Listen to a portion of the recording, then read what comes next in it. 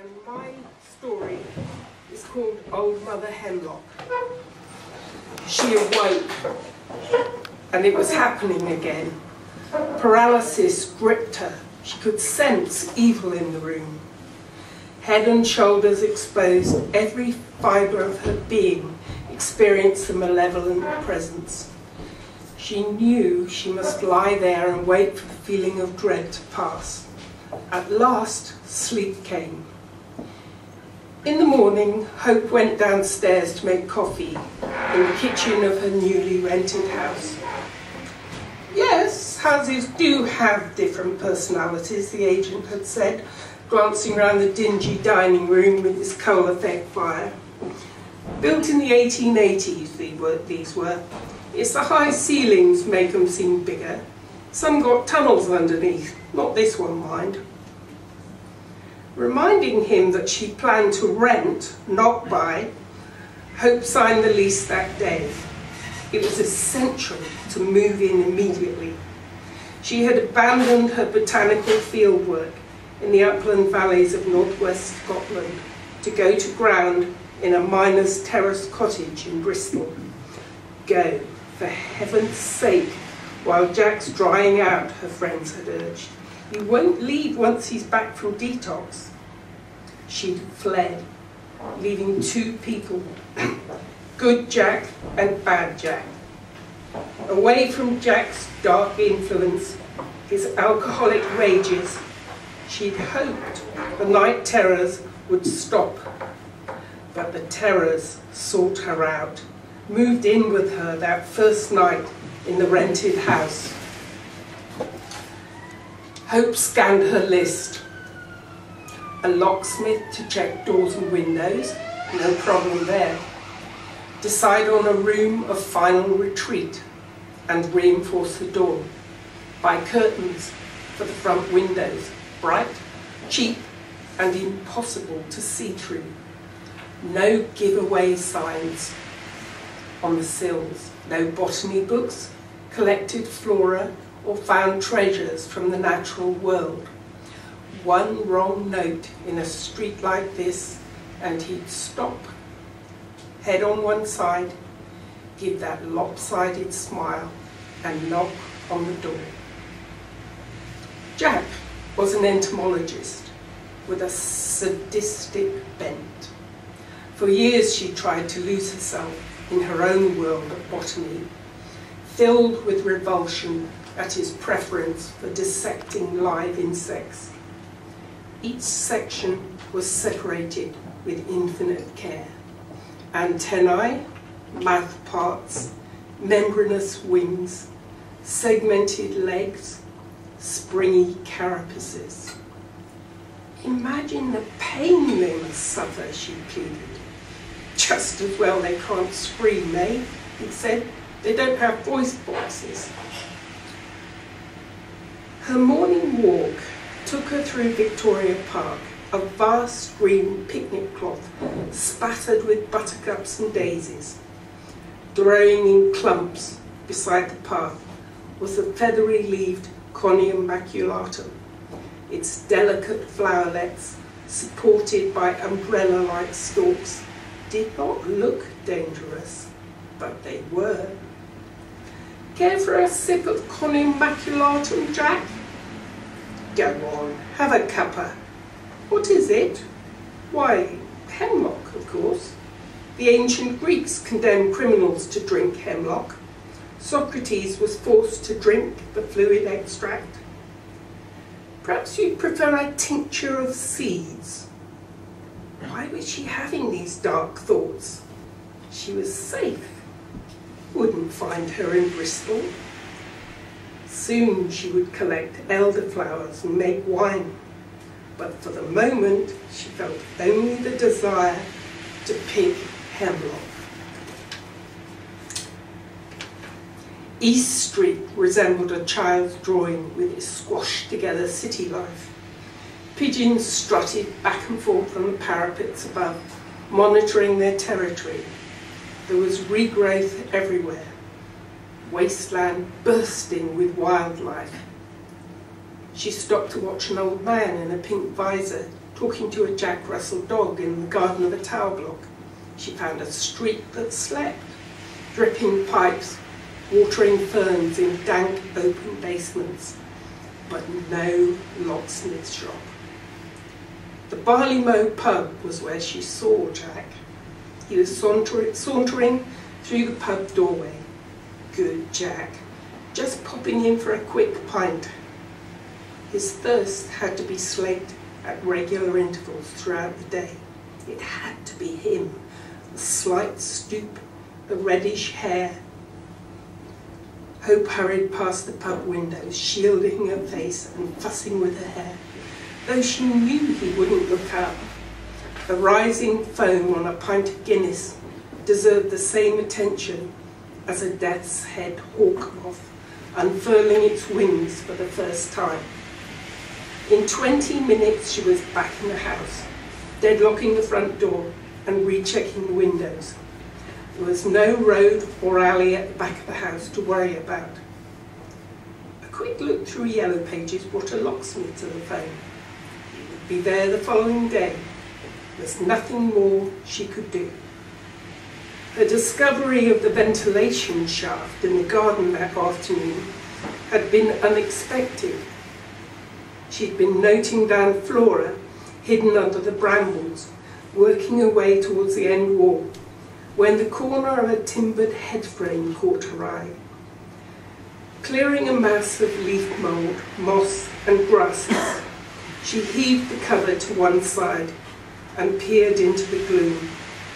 A collection of spiders, frogs and newts froze for a second before scrambling into dark corners.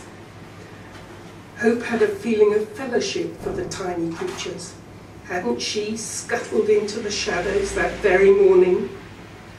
A small ladder had been stored at the back of the shed.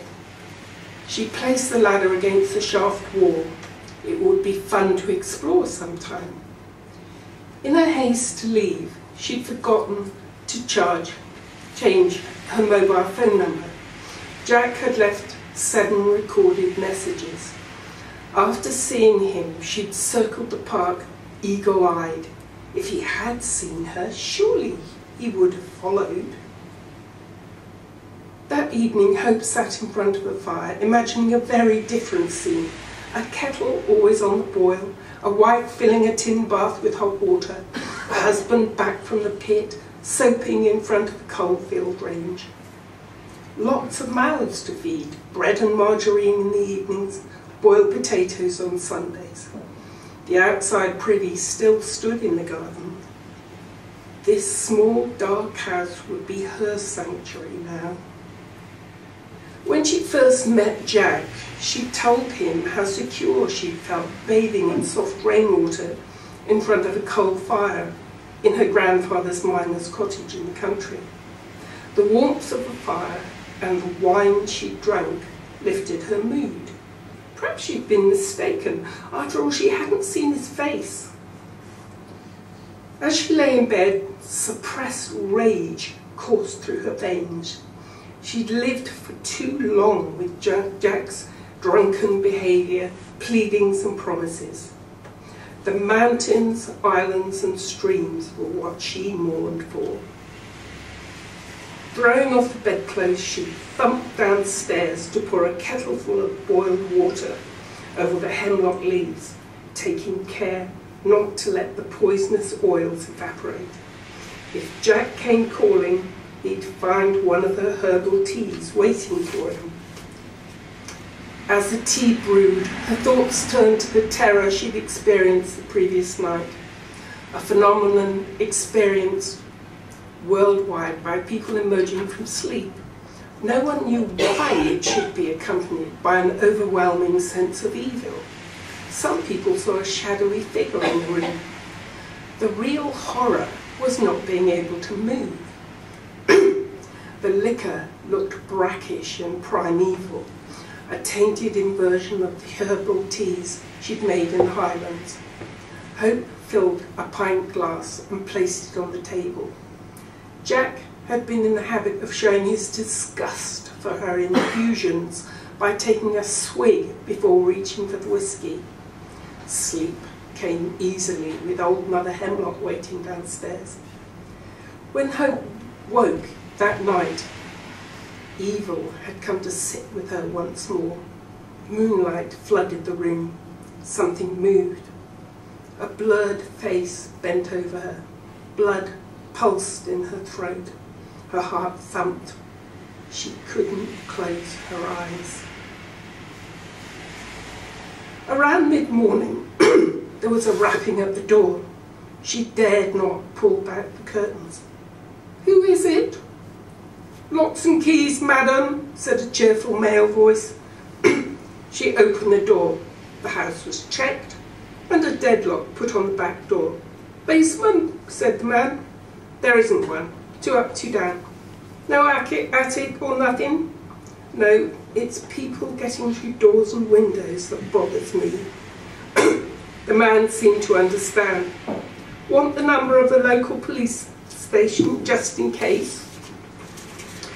Hope watched him saunter down the road whistling, a pleasant man in a crumpled shirt. As he turned the corner, she realised she'd forgotten to get one of the rooms secured from the inside.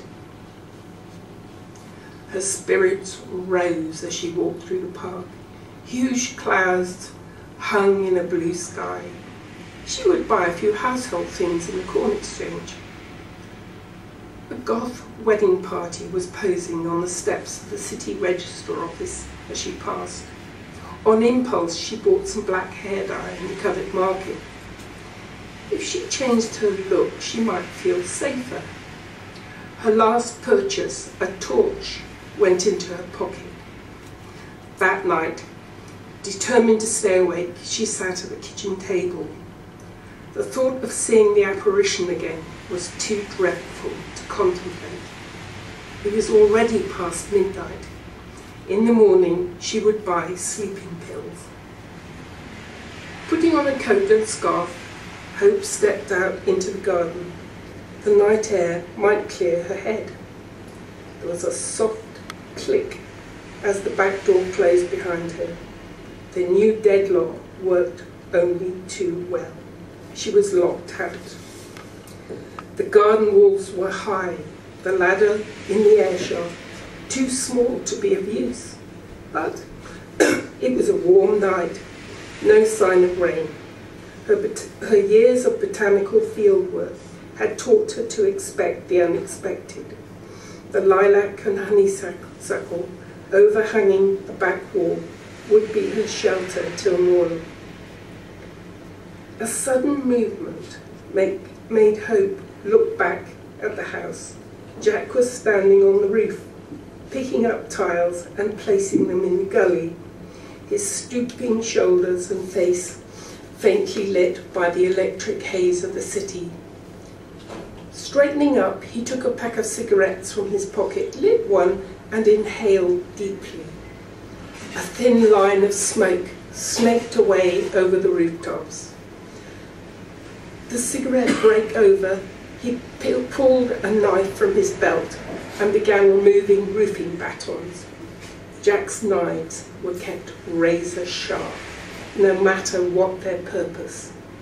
Each piece of wood was cut with the same care he displayed when dissecting insects.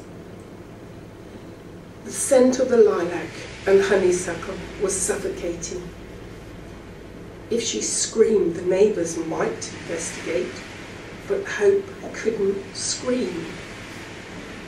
Leaving only her eyes exposed, she wrapped her scarf round her head. The whiteness of her skin, even in shadow, might draw his attention. Tearing sounds were coming from the roof. Shards of black roofing felt fell to the ground, sloughed off like dead skin.